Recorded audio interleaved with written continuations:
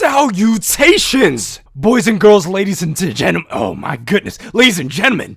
Today, I review Boruto 2 Blue Vortex Chapter 31. Man, it's been a minute since I made a video. I thought I forgot how to make videos. And today, we get to read some peek. Alright, the cover is pretty cool. They did something, Ikimoto did something very unique that he hasn't really done with the covers. So he put the Boruto lettering over top of the image. So the image is inside of the lettering. So it's pretty cool. We got Ada just sitting there. I think she's blushing a bit. She's just sitting there pondering or something, hoping that this Mamushi bug divine tree don't get her. So let's get straight in this chapter. It starts off immediately after the last chapter 30, and it's with this Mamushi Kabu. Is this dude Kabu, the freaking investigator dude? Bro, he's sitting there like, he's gonna come kill me. I can't let this bro come kill me. We see that Inojin's trying to save this guy's life, and he tries to move around, and he can feel that he don't got the spunk in his bones as Inojin does with his young blood self. And he's like, hey, yo, this guy's moving slow as crap, as slow as molasses. And between this scene, we see that Ada and Damon are talking about, Damon's like, why aren't you using your Senrigan abilities? And she's like, bro, if I do that, Mamushi's gonna know exactly where I am, because that's how he found out where I am last time that I used it. So she's scared to use this ability because he's creepy. She doesn't want to see bro again in this thing, and that would be that's the point. She can't use her thing because she'll know exactly where she is. But we'll see later how that really plans out with this plan. So we cut to Delta, Big D Delta, and Sarada Uchiha. They're looking at the group of clones, Mamushi clones, and they see that their intelligence starts to go down. This is because they start fighting each other on how long it's going to take for Ada to use her ability so that they can find them. So they start beating each other's heads in. They're like, yo, they're split up so much that their intelligence is going down. And we see that one of the villagers in the Hidden Leaf Village sort of gets caught up in this inter-skirmish with the Mamushi clones. And then we're going to see something crazy. But before that, it cuts to Shikamaru talking to Sai, and Sai wants to know exactly what's going on with his son Inojin and how this is all playing with Boruto being the village and what's really going on, because we know that Shikamaru knows that Boruto is the good guy. He knows because he's able to break through the clairvoyance, not the clairvoyance, I forgot what this freaking ability was. What's making them think that Boruto and Kawaki has switched, and Shikamaru's just breaking it down straight to this guy. It's like, hey yo, I'm the good guy. I'm doing what I have to do for the village, and you don't understand that now. But I'm telling you right now to trust me, Sai. Trust me. And Sai's like, okay, all right, I trust you. What do I need to do? And then it cuts back to the scene with Mamushi fighting this random civilian. And we see Sarada starts turning up out of nowhere. She uses her Mengekyo Sharingan, Urahime again, and we see she's levitating, she's aura farming, which I wasn't really expecting to see this early in this little arc. I thought that was going to be like late game, but I guess she's pulling it out now, and she has to save this guy, so she uses her Urahime abilities of gravitational pull. She pulls all the nearby clones into one of her spheres. She's just sucking up everybody into the air with her spheres, and they're like, yo, she's just sucking everything up. Yo, she's a vacuum cleaner sucking. She's a dirt duster, dirt devil, man. And then Delta's like, okay, you doing this? I'm gonna go beat up the other guys that you can't suck, because we learned that Sarada's only able to control what's in her naked eye, which she can see through her naked eye. So we see Delta sort of turns up, which is awesome. We get to see Delta in combat. I feel like it's been so long since we've seen Delta in combat, but we see how potent her attack power is against foes of this caliber. Now, we saw her in the anime fighting Naruto, not really trying to kill him, but really just trying to hurt him and stuff. Did she have killer intent? I'm not sure, but Naruto didn't have killing intent, and Naruto was just playing around because he still got that nine-tailed fox. So we see Delta's taking out people with her scientific ninja tool, Hashirama cells. She's growing things out her legs, and this is a cool panel of her like getting guys in that face. And we cut to Sarada and we see her eyes are like spinning, and we see the toll that it takes on her eyesight. Because we know in all of Naruto, when you use that Mangekyo Sharingan, it takes a toll on your eyesight and it can make you go blind.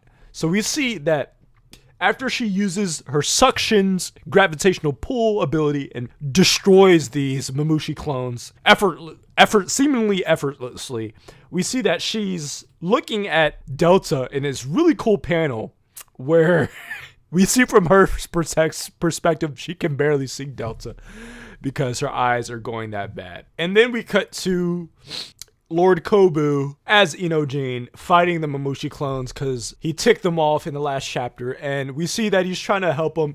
Kashikoji's like, hey yo, you need to lock in and snap out of it because you're gonna die if you die in Kobu's body, and I can't let that happen. So he has this way, he snaps his finger in Inojin's face and he's able to release the jutsu that he's using, which is kind of tough. And then Inojin's like, yo, like, you just released my jutsu, this dude's about to die. So he releases a jutsu. Lord Kobu's is on the top of the head. He's on the roof of the Hokage headquarters, and he's surrounded by Mamushi clones. And he's like, yo, what's about to happen? Then it cuts to Inojin using his mind transmission formation, connects all the Kara group back to in his jutsu, and he alerts Shikamaru and Sai. Shikamaru and Sai rushes to the top of the building, and we see that they catch Lord Kobu about to get cooked up. He's on fire. Mamushi uses fire release, and he's burning his lower half of his body. And he's laughing. He's like, hey man, we gonna play with our food before we cook them for real.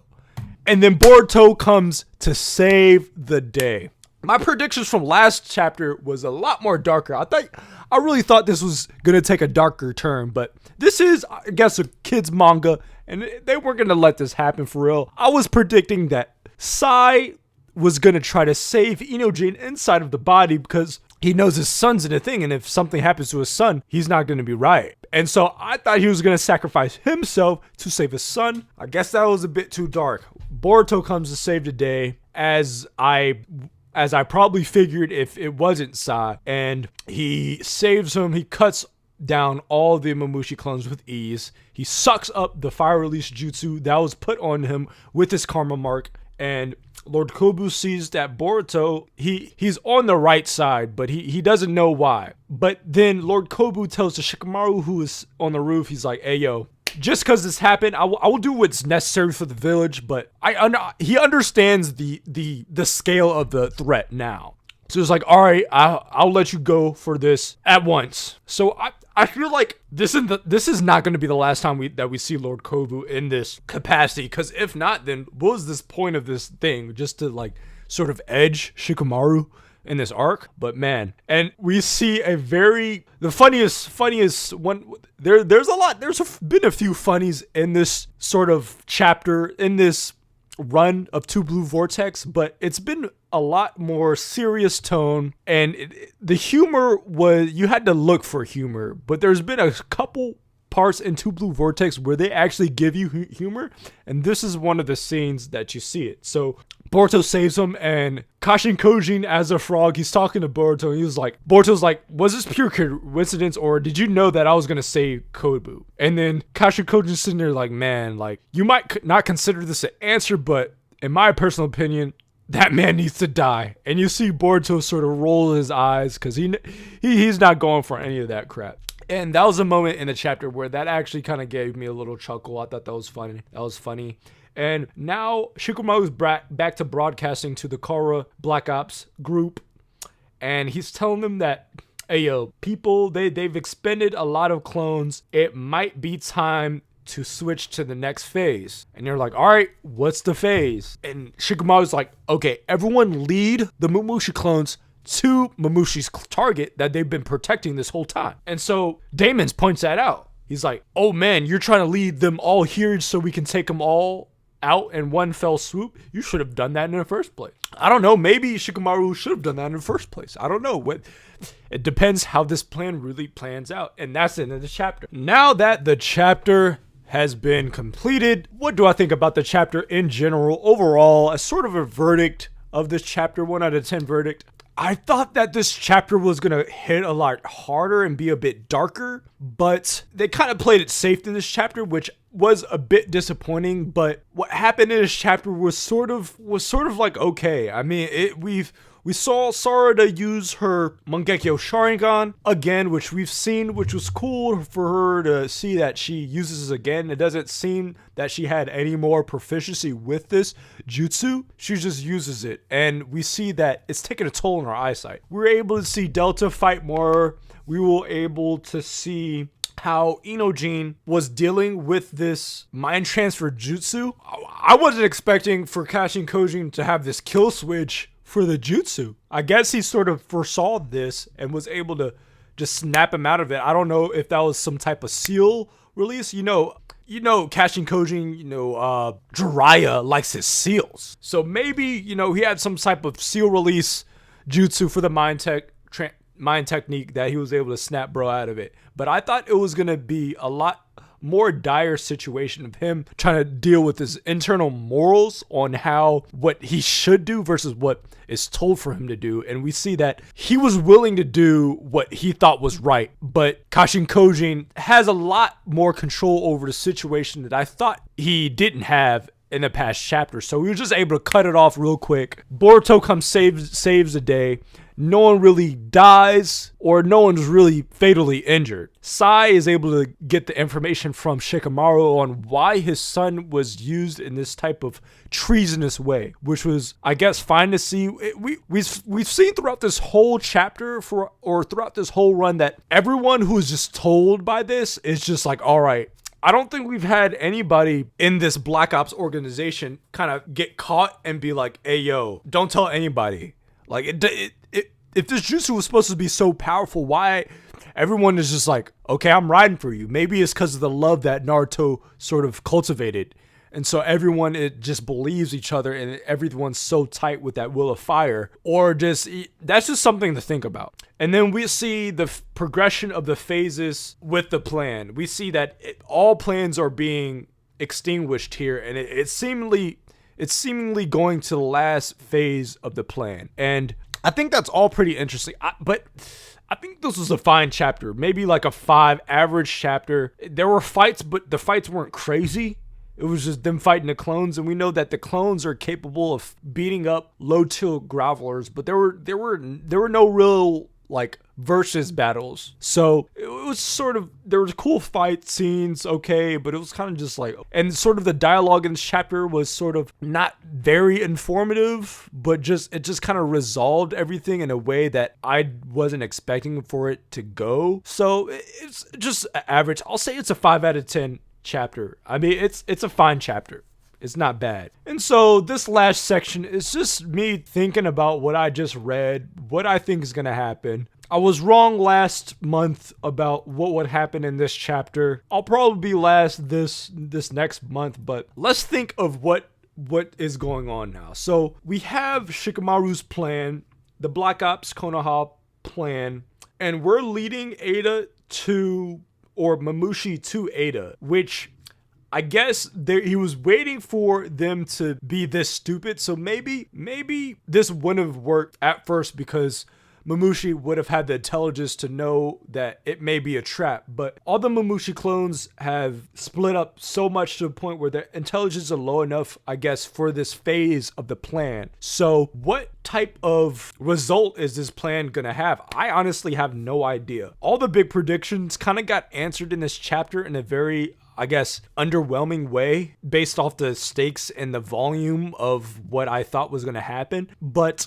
are all players going to be involved? All of the Black Ops going to come together in this one section of the village to protect Ada when they all lead them there? And how is that going to play out? Is Mamushi going to have something for Damon's switch ability? I think so. I think this is when Damon finally gets humbled. Damon might finally get humbled. If Mamushi is the only character right now to be able to see through Ada's clairvoyance, then he might be the only character to be able to negate Damon's ability. Oh my goodness. What what if he's so dumb that he's like, his intents are like so primitive that it's like not gonna like register? I don't know if that's gonna happen, but maybe the volume of clones, maybe he can't deflect everything at once. Maybe he can, but we've seen it at a low scale. We've seen it with like a handful of people. What if Naruto style, like Naruto does in like part 1, what if there's like 1,000 dudes trying to hit one dude, and how is he gonna just reflect everything, or is Mamushi just gonna have some type of hard counter to Damon? That will be magnificent if we see that might be the case.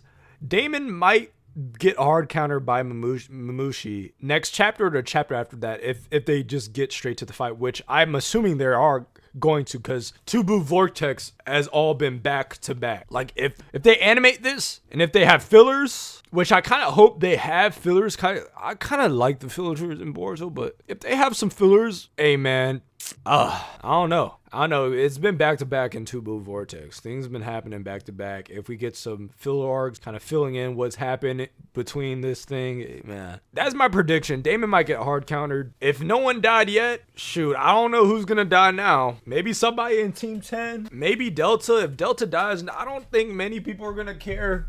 She can just come back with another clone. I don't think Ada's gonna die. Is Ada gonna die? She's been hyped up to be this main character for so long. Is she gonna die? Who's really gonna care if she dies? Who's really gonna care if Damon or Ada dies outside of their intel? Outside of them being a tool, like, they're really just tools. Who is emotionally invested besides, I guess, Sarada and Boruto and Sumire, since they had that mission together? So I've kind of yapped a bunch, all that I could think of in my mind right now. So that's going to be it for this month. We'll see what happens next month, and I will be there.